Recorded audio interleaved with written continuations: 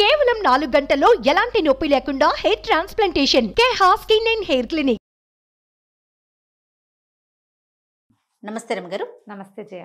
రమగారు, సుబ్రహ్మణ్య షష్ఠి మనం ఎప్పుడు మాట్లాడుకున్నట్లు ఏమనుకుంటాను. ఈ మధ్యకాలంలో వింటున్నాం రమగారు, అందరూ చెప్తా ఉన్నారు సుబ్రహ్మణ్య షష్ఠి యొక్క విశిష్టత కూడాను. సరే, ఒక్కసారి మీరు కూడా చెప్తే అసలు మనం అందరం చేసుకుంటామా? జనరల్గా చేస్తారు కొంతమంది, కొందరి ఇళ్లలో సుబ్బారాయ షష్ఠి అని రాస్తారు. సుబ్బారాయుడు అంటే సుబ్రహ్మణ్యేశ్వరుడు. కొన్ని కుటుంబాల్లో చేస్తారు, కొన్ని ప్రాంతాల్లో చేస్తారు. ఈ షష్ఠి పూజ విధానం ఎక్కువగా తమిళనాట కనపడుతుంది. కంద షష్ఠి అది చేస్తారు, స్కంద షష్ఠి అంటారు. వాళ్ళకి ఎక్కువ మురుగన్ పూజా విధానం మనకంటే వాళ్ళకి ఎక్కువ కదా, చాలా ఎక్కువ. మనం ఎక్కువగా పోసే పాలు ఇవి.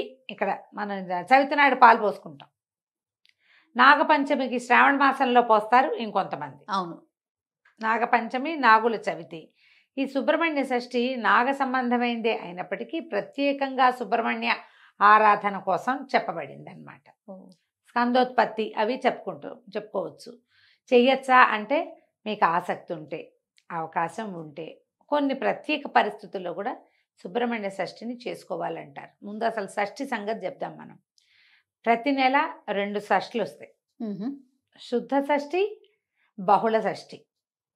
షష్ఠి కాదది, షష్ఠి. ఈ షష్ఠిలో సుబ్రహ్మణ్య ఆరాధన చేయాలని చెప్తారు.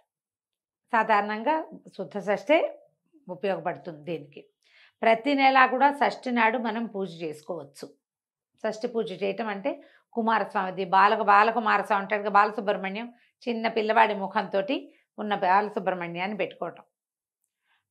తర్వాత సంతానం లేని వాళ్ళు ఎక్కువగా, తర్వాత జాతకంలో కేతువు యొక్క ప్రభావం అధికంగా ఉన్నవాళ్ళు,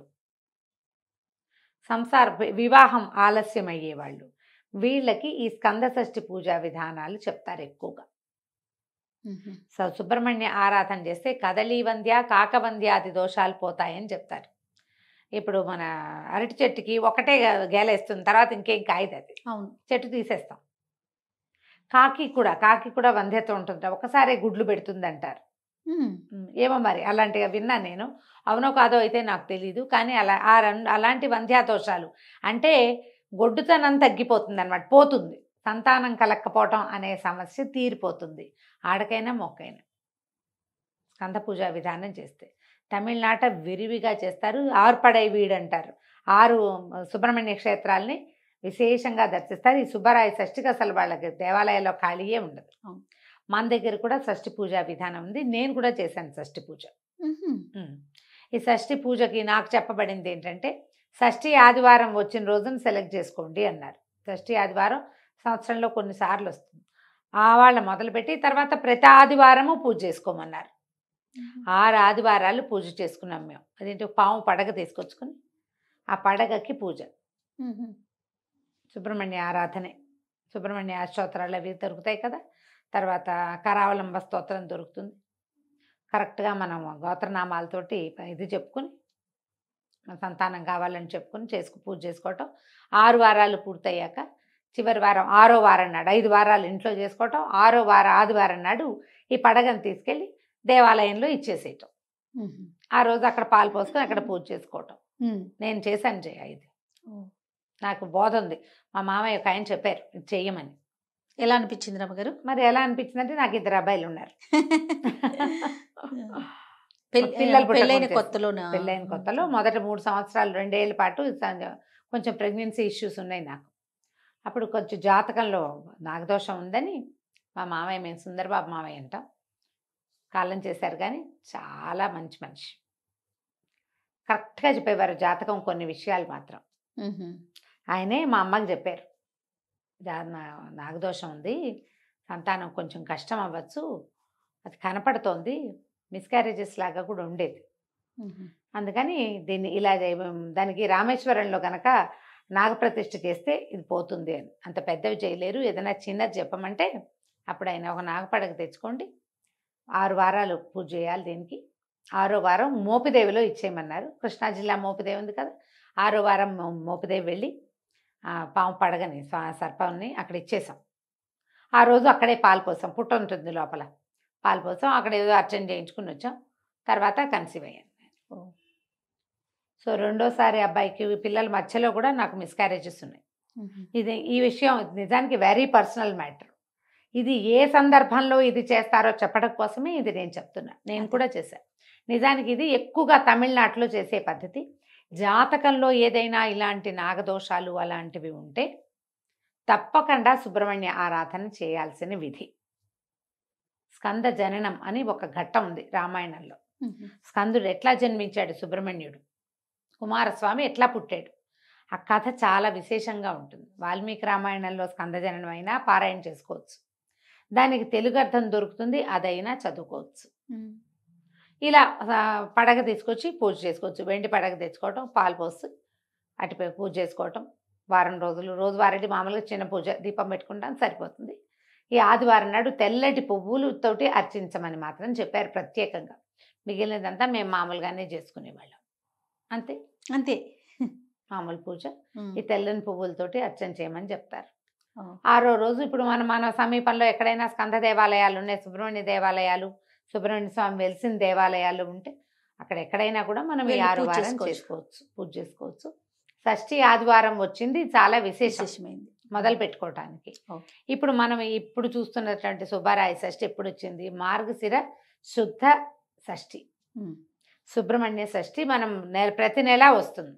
ప్రతి నెల షష్ఠిని మనం ఎలా చవితిని సంకటహర చతుర్థిగా చేస్తున్నాం, అట్లా ఇలా సంతానం లేని వాళ్ళు, పిల్లలు అవకరాలతో జన్మించే అవకాశం ఉన్నవాళ్ళు, తరచూ మిస్క్యారేజెస్ అయ్యేవాళ్ళు, ఏదైనా ఐవీఎఫ్ లాంటివి ట్రై చేసి సక్సెస్ రేట్ తక్కువగా ఉందని భయపడుతూ ఉంటాం కదా, అలాంటి వాళ్ళు సుబ్రహ్మణ్య ఆరాధన చేస్తే గర్భం నిలుస్తుంది. ఎందుకంటే స్కందుడు విచిత్రమైన జన్మ కలిగిన వాడు, అసలు అది ఎక్కడా కనపడదు ఆయన లాంటి విచిత్ర జన్మ.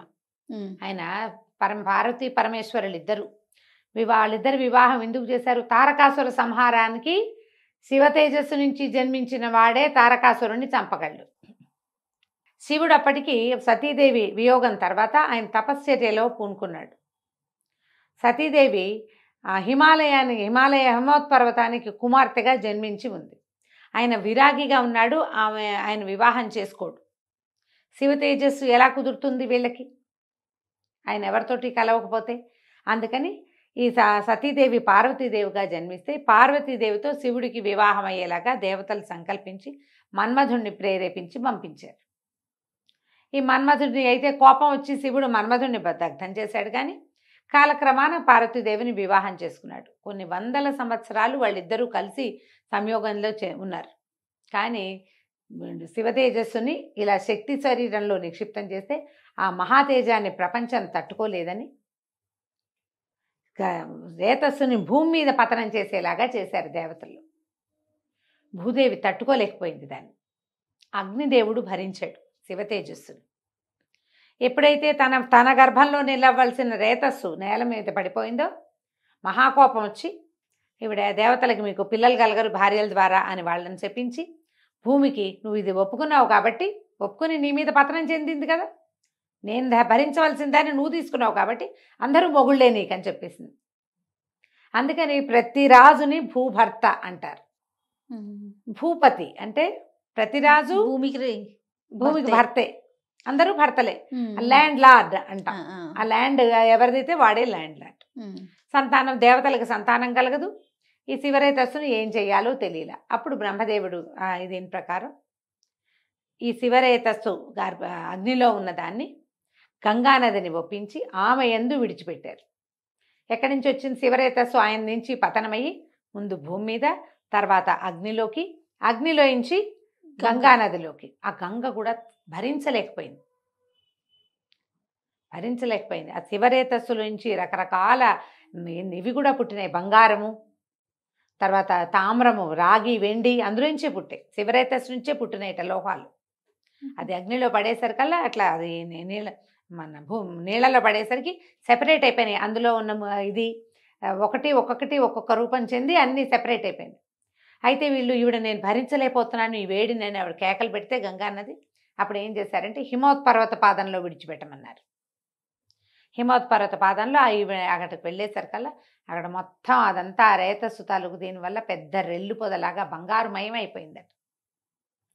అక్కడ ఈ రేతస్సును వదిలిపెడితే అక్కడ ఇది ఇన్ని రూపాలు చెంది అక్కడ శిశు రూపం ధరించాడు స్కందుడు. ఎన్ని చోట్లకి మారాడో చూడు. ఇలాంటి పరిస్థితుల్లో ఉన్న జన్మించాడు ఆయన. అక్కడికి వెళ్ళి ఆయన శిశువు రూపం దాల్చాడు. దాల్చిన తర్వాత అప్పుడు కృత్తికలని నియోగించారు దేవతలు పిల్లవాడికి పాలిచ్చి పెంచడం కోసం. కృత్తికల చేత పెంచబడ్డాడు కాబట్టి కార్తికేయుడు అయ్యాడు. ఆ కృత్తికలు 6. అందుకని 6 దగ్గర పాలు తాగడానికి 6 ముఖాలతోటి పాలు తాగేటట్టు. అందుకని షణ్ముఖుడు. ఎంత చిత్రమైన ఇది ఉందో చూడు కథ. ఇలా అంటే ఎలాంటి విపత్కర పరిస్థితుల్లో అయినా కూడా సంతానం కలిగే అవకాశాన్ని స్కందుడిస్తాడు. అందుకని ఈ స్కంద షష్ఠిని పూజ చేసుకోమని చెప్తారు. అవకాశం ఉన్నవాళ్ళు, అవసరం ఉన్నవాళ్ళు, తప్పకుండా అలవాటు ఉన్నవాళ్ళు ఎలాగూ చేసుకుంటారు కదా, ఎలాగూ చేసుకుంటారు. అవసరం లేదు ఊరికే మనకి సుబ్రహ్మణ్యం మీద ఇష్టం. నాకు మామూలుగా సుబ్రహ్మణ్యం ఫోటోలు చూస్తేనే చాలా ఇష్టంగా ఉంటుంది. నాకు సుబ్రహ్మణ్య షష్ఠి చేసుకుంటాను, నేను దండం పెట్టుకుంటాను, రోజు కరావలంబం చదువుకుంటాము. ఇలా పిల్లలతోటి ప్రాబ్లమ్స్ ఉన్నవాళ్ళు ఇది చదువుకుంటే ఈ సమస్యలు అవి తీరుతాయి. దేవాలయ దర్శనం చేయటము. తర్వాత ఇప్పుడు ఇలాంటి ప్రాబ్లమ్స్ ఉన్నవాళ్ళు ఈ ప్రత్యేక సుబ్బరాయ షష్ఠే కాకుండా నెలలో ప్రతి నెల వచ్చేటువంటి శుక్ల షష్ఠి నాడు కూడా మనం ఈ స్కంద పూజా విధానాన్ని చేసుకోవచ్చు. ఇవాళ షష్ఠి నాడు మొదలు పెడితే ఆదివారాలు కూడా మనం షష్ఠి పూజా విధానాన్ని చేసుకోవచ్చు. మొదట ఇది మొదలు పెట్టుకుంటే తర్వాత ఇంకా ఆదివారం చొప్పున చేసుకుంటాం. ప్రధానంగా నాగదోషం, సర్పదోషం లాంటివి ఉంటే వాటి నివారణకే ఈ పూజా విధానము. స్కందజనన పారాయణం అవి చేసుకున్నా కూడా చాలా విశేషమైన ఫలితం ఇస్తుంది. అవసరం ఉన్నవాళ్ళు చేసుకోండి అంతే. లేదా ఇది ఒక పర్వదినము, ఈ రోజున ఏం చేయాలంటే ప్రత్యేకంగా నిరాహారంగా ఉంటారు, తరిగిన కూరలు తినరు, దాంపత్యం పనికిరాదు.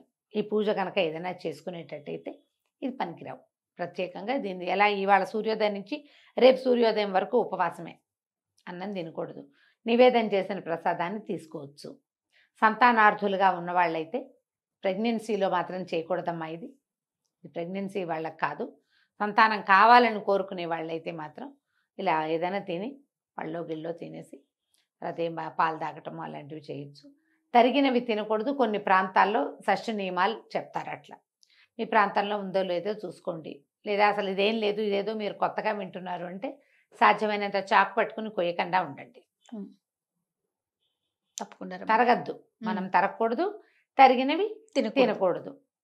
ఆ జాగ్రత్తలు తీసుకుంటే జాగ్రత్త తీసుకుని పూజ చేసుకోవచ్చు. అవకాశం ఉన్న వాళ్ళు చేసుకోవచ్చు. తప్పకుండా అండి. నమస్తే. నమస్తే.